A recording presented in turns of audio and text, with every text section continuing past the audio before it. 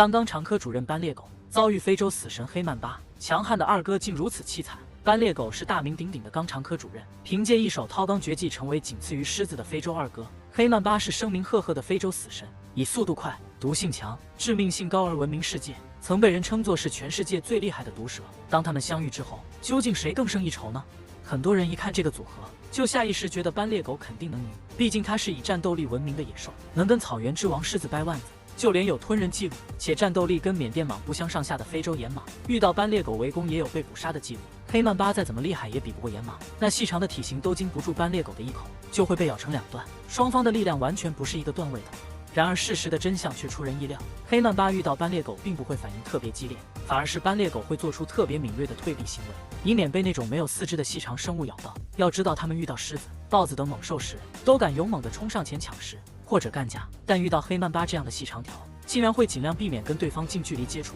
这种强烈的反差让人非常诧异。大家都知道，动物界的战斗力跟体型有很大的关系，大象、犀牛、河马等动物都是战斗技巧一般，却依靠庞大的体型战斗力爆表的生物。斑鬣狗的体型是黑曼巴的好几倍，它们对黑曼巴蛇的敏感和退避，让人十分不解。听到这里，很多人都十分好奇，斑鬣狗为何如此不堪？难道它的战斗力都是吹出来的？这还真不是，能在非洲二哥这个位置上做了这么多年，得到世界各地人们的认同，变成一个众所周知的梗，可想而知斑鬣狗的战斗力是实打实的。它们虽然属于猫型总科，但长相、身体素质和狩猎习惯都更像犬科动物，心肺功能发达，耐力非常强悍，特别擅长追逐围剿，并且它们的速度也不差，45到55公里的奔跑速度跟狮子不相上下，可以碾压斑马、角马等食草动物。它们最强大的攻击性武器就是自己的大嘴，嘴里有坚硬的臼齿和发达的肌肉，咬合力高达460公斤，比狮子、老虎等猛兽还要强大，连猎物的头骨、蹄子等都能咬碎吞下去。再一个，它们还是群居动物，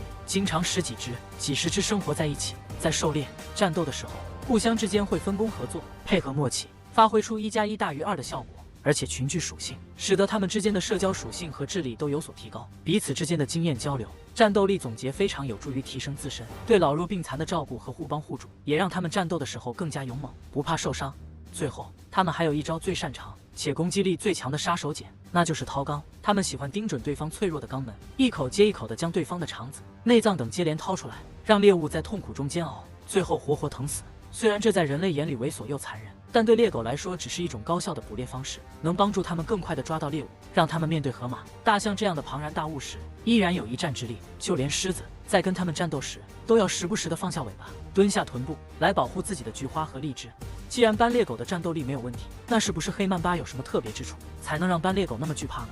黑曼巴的确跟常规的野兽不一样，它是世界上爬行速度最快的蛇，瞬间爆发速度可达16到20公里每小时，是普通蛇类的3倍以上。野蟒这样体型庞大的选手，跟它没有任何可比性。并且作为眼镜蛇的亚种，它的身体可以竖起2/3的部分，能跟人对视，张开的大嘴能咬到人脸这样的平面，杀伤力非常强大。再一个，毒性如此强大的黑曼巴蛇，体型也不算小，它可以长到4米多长，在毒蛇里面算是排名前几的大蛇了，绞杀力量不容小觑。另外，黑曼巴的毒性也不小，在毒蛇里面能排进前20名，致命性非常强。在专用血清发明之前，黑曼巴的致死率是100%，连狮子这样的大型猛兽被黑曼巴咬了也有死亡记录。猎狗只是中等体型，它的新陈代谢速度和对蛇毒的抵抗能力都远不如狮子，被咬了基本必死无疑。